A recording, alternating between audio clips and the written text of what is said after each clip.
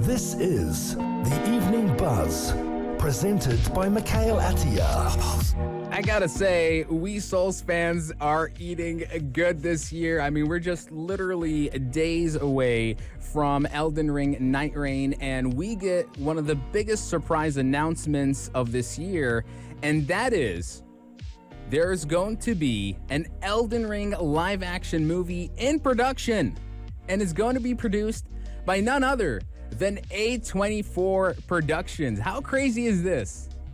I feel like we've gotten the best of both worlds here.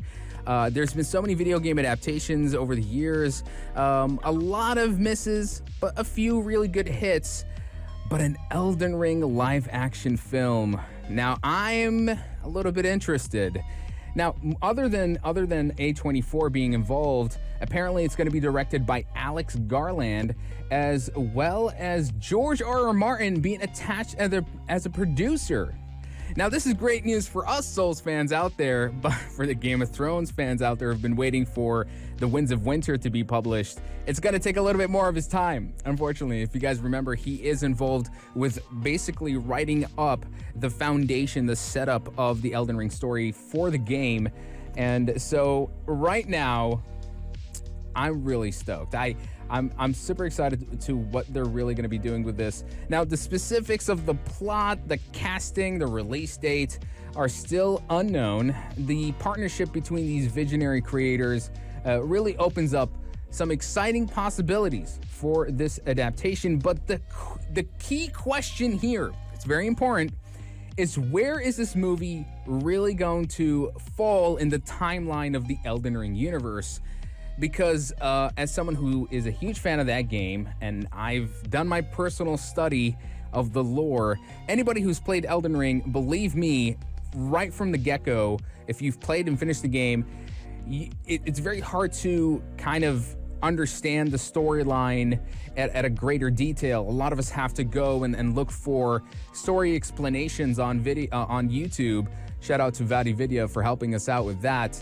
And so it will be interesting. How are they going to approach this? Because Elden Ring, the way it was told, at least in a lot of the Souls games, there's always been this environmental storytelling approach where the world itself tells you what has happened.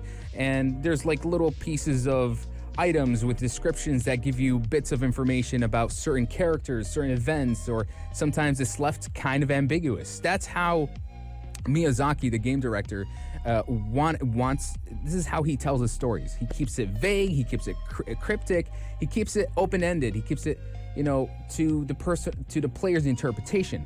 But of course, if you're going to turn into a movie, you're going to have to do things a bit differently, to go for a broader audience. This is where I think they're going to have to change a few things. And so the question is, again, where in the timeline does the Elden Ring film really fall into?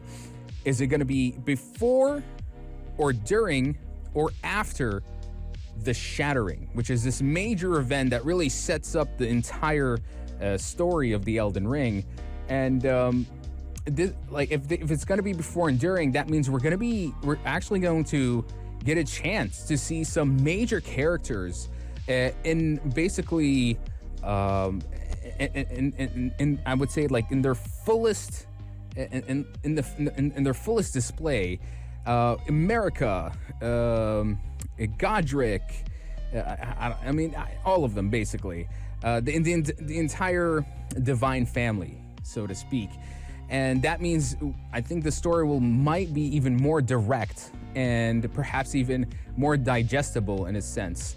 And so I feel like with a movie like this, it is possible, but then there's always the fans who are like, the Souls fans are like, no, we want it cryptic, we want to make it more vague. But at the same time, if you are going to be presenting it to a broader audience, you're going to have to make those creative compromises. So let's look at this. It could, like I said, it could take place before the Shattering, offering a bit of a glimpse of the world of Elden Ring before it becomes this disastrous, decayed world, or during the Shattering, where we get to see basically the betrayal and the death of Godwyn and how it initiates America to shatter the Elden Ring. or it could take place like where the game starts, many thousands of years later, where we play as a tarnished whose task is to restore the Elden Ring and become the Elden Lord, you know? I think any of those approaches can be great, but I know fans would love for things to take place during or before the Shattering, because a lot of that storyline still is left so cryptic in the games that we yearn to kind of see more of that. We want to see the gods in their prime, and what really, the political intrigue between them, and what really caused the friction between them, and the drama, and more of really Marika, who is perhaps the biggest, most important plot device in the entire Elden Ring timeline. Why does she shatter I know we understand why she did it, but maybe we can get more context to that as well. Could it also even explore the story behind even Elden Ring Shadow of the Erdtree before Marika ascends into godhood, and how she kind of brought her way up to that point? I'm telling you, I mean, the possibilities here are endless, and I wouldn't be surprised if they make more movies where they start right from the beginning, right?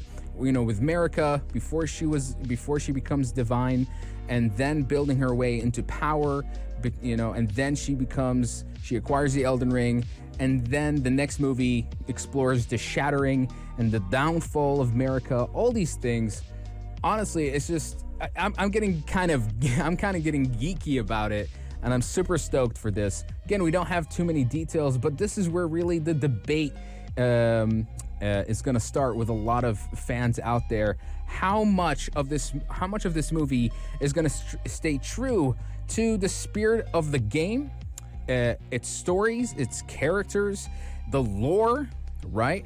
I worried that they could retcon something. Could happen. Video game adaptations they don't really stay true to the core of the game. They tend to change it. So I really know there's going to be some creative changes, but I hope it's nothing too compromising that will upset the fan base. Because if it does, it's going to show.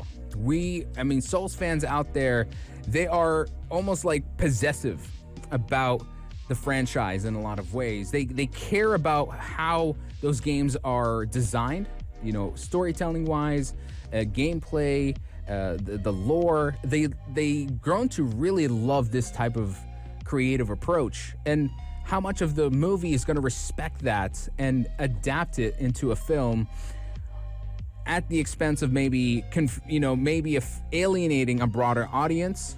We don't know.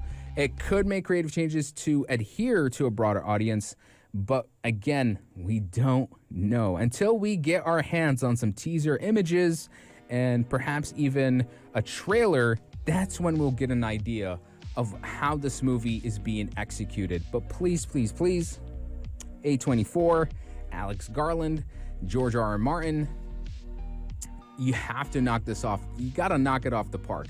Elden Ring was a huge commercial success. In a lot of ways, it even helped the Souls series really skyrocket into mainstream popularity. Winning Game of the Year, selling over 30 million units.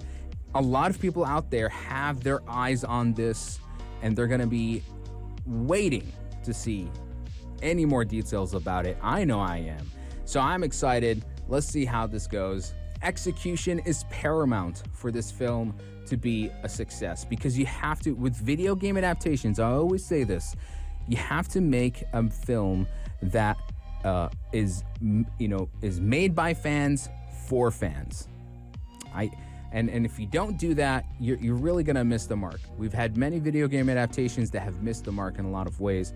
A few good examples of really good video game adaptations, such as Castlevania, Cyberpunk Edge Runners. That's it.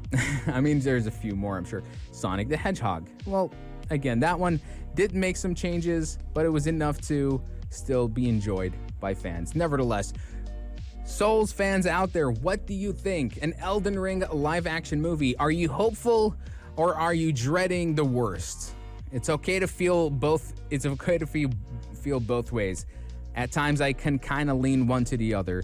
Do let me know, share your thoughts and opinion, and let me know right here on the Evening Buzz. We're going to take a short break. We'll be right back with more news and highlights from the world of entertainment. Stay tuned.